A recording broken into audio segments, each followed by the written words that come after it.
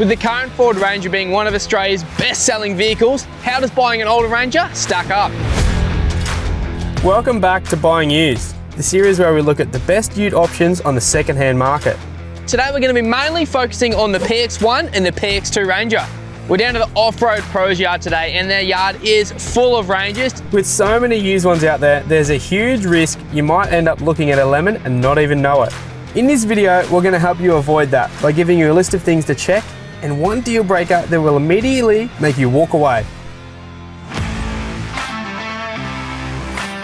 Quick little backstory for those of you that don't know. In 2011, Ford brought out the PX Ranger. Now this come with massive changes from its earlier models. Brand new chassis design, brand new suspension design, brand new engine variants, and heaps more tech on the inside. Ford brought out 3 variants of this PX Ranger. There was the PX1, of course, the first, the PX2, a little bit updated, and the last one before they changed models was the PX3. But today, we're mainly gonna be focusing on the PX1 and the PX2 Ranger. Now, I could waffle on all day long about the different models of Ranger and the different trim levels, but we're gonna go back to basics here. There's 4 main ones you're gonna find out there. There's the XL, that is the bulk stock base version, nice and simple. There's the XLS, it's got a couple more flash things, alloy wheels, a few more things like that. Then the XLT, probably the most common one you'll find, and they've even got a wild track Ranger. This is top of the line, leather trims, super flash things, and quite a unique look.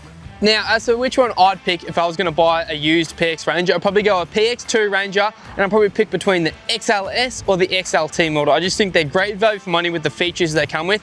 You don't have that crazy price point of a wild track, and you got a couple more features than the standard XL model.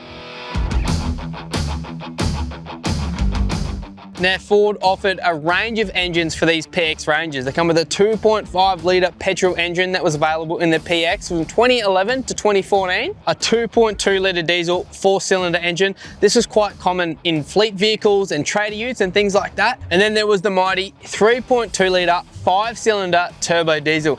This thing actually come from the factory with more power than the V8 out of the 79 series Land Cruiser. However, these 3.2 litres haven't been perfect. They've had a couple of problems over the years. Probably the most major one I'll start with first is doing an oil change. Now, if you don't do your oil change within 10 minutes and refill this engine, the oil pump can drain and then you're gonna have no oil pressure. And if you start your car, you're gonna have major engine damage. So that's one thing to keep in mind. If you're gonna service it yourself, make sure you've got everything ready and you can smash it out quick. One of the next most common problems on these 3.2s is probably the EGR valve and the coolers. Now, the EGR valves can stuff up, or the coolers can leak. And if that happens, you're gonna be leaking coolant into your engine. It's not gonna be a good thing. But the good thing is these things have been around long enough for plenty of aftermarket fixes to be made. All you've gotta do is block the cooler off and reroute the lines. There's plenty of kits out there to do this. Now, as I said, this can be a major problem, and that's where trust comes into it, because you can't really tell too much without pulling the vehicle apart. You've got to ask the seller if they've had anything done to the EGR valve. One thing you can look for is down here on the EGR valve, there's 2 coolant lines that run through it. If they've been bypassed and they don't run through the valve anymore, that is a good sign that something's been done with this and it's a problem you don't have to worry about. Now, a couple of other problems with these 3.2s, especially in the PX2, one thing was glow plugs. They were known to fail. It's not a big issue, but if you know it's a bit slow starting, it doesn't like cold starting, glow plugs could be a thing to look at. The other thing that is quite common in these is oil leaks due to high crankcase pressure. So if it doesn't have a catch can fitted, you just want to make sure that the breather from the crankcase is not blocked and you shouldn't have a drama. Other than that, these 3.2 litres are a very good platform for anything full driving and anything towing. Now, I've listed a few problems. Some of them are bigger problems. Make sure you know, get them checked out and get them covered. The last couple, definitely not deal breakers and things you can fix yourself or sort out, but just make sure you give everything a good once over. I've given you a couple of tips on what to look for. But yeah, at the end of the day, these 3.2 litres are a great thing. We're at the back of Offroad Pros now, and I've thrown the Ranger up on the hoist. Now, a couple of things to take note from. All the PX Rangers come with either a 6-speed manual or a 6-speed automatic gearbox. Now, the manuals are pretty bomb-proof as long as you keep up with your oil changes.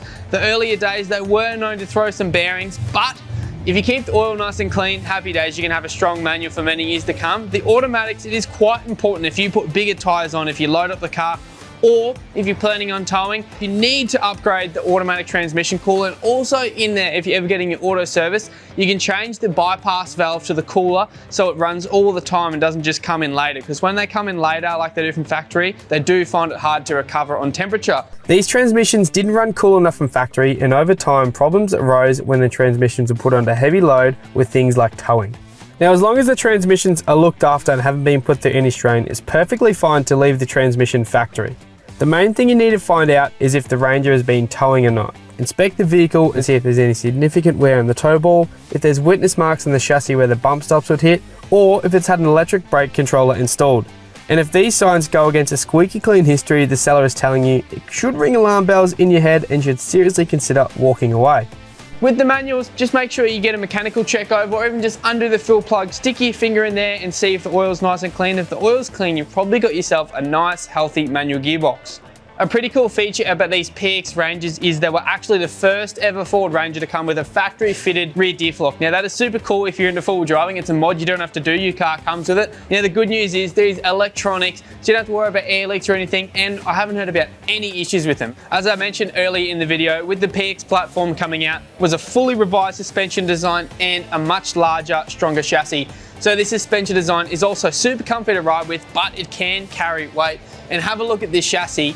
It's super thick, super wide, made to carry super big weights and tow, and you don't have to worry about it bending or folding or anything like that. Another good thing about these PX Rangers is they come with twin piston front calipers, which is much more powerful than earlier models, and these CVs are so much bigger and more staunch than earlier models too. You're hard pressed to break one of these things, they're super strong. One thing to look out for though, if you're buying secondhand, is these boots from the factory. They're almost not a rubber, they're sort of more like a hard plastic, and they are common to split. One thing I would recommend doing is sticking your finger in the split, checking there is a bit of grease in there and it is still nice and greasy. Now if you stick your finger in there and it's all rusty and there's not much grease and they're clicking when you're driving around, it's not a reason not to buy the vehicle, but it's definitely something you're going to have to factor in, possibly replacing the CVs. At this point in time, you're probably sick of listening to me ramble on about these Rangers, so I've got Jake, my good mate here from Offroad Pros. He's an expert on these things. Offroad Pros have sold thousands of four-wheel drives, so they know exactly what to look for when bringing stock in. Jake, the owner, is a mad four-wheel driver and has been a mechanic for over 15 years.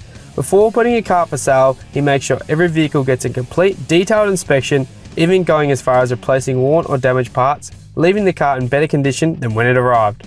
Mate, what do you got to say about the Rangers? They're a pretty good platform, aren't they? Yeah, they are probably the best platform. Too many features to go over, really. Tell us some of your favourites then. Rear locker, all the fancy features like downhill descent, hill hold, which holds you on a hill for, I think, a couple of seconds where you can grab that gear so you don't have to do the old heel and toe. Probably the most spacious inside, so great for tall people. Yeah. But yeah, it's just, they're probably one of the best all-round cars. Yeah, definitely, they're a great platform. The 3.2 is good, the towing capacity is good. Yeah, they almost drive like a car, not a ute. Yeah, they do. Yeah, they're quite luxury. They've got plenty of up and go. In the XLT model, you've got your self-driving, adaptive cruise control, lane assist, all that stuff. All that sort of stuff. Yeah, it's pretty much the best platform I can probably think of. Yeah, definitely. Towing is insane.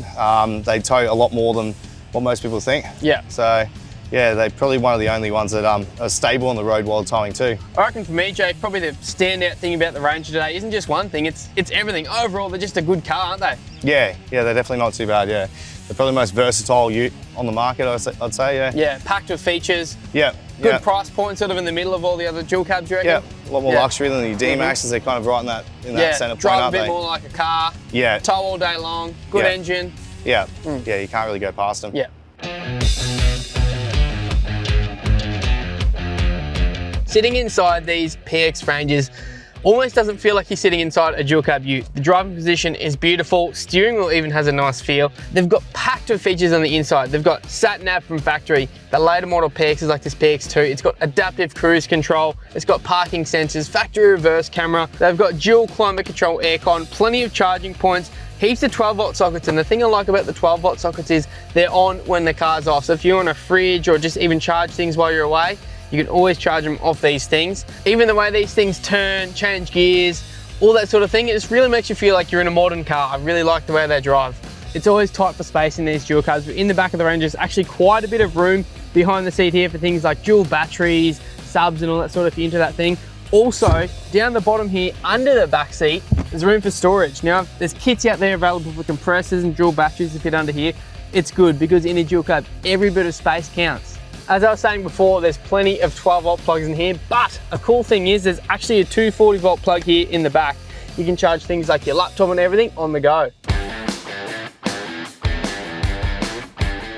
So the really difficult thing I find is knowing when to walk away in relation to paint and panel.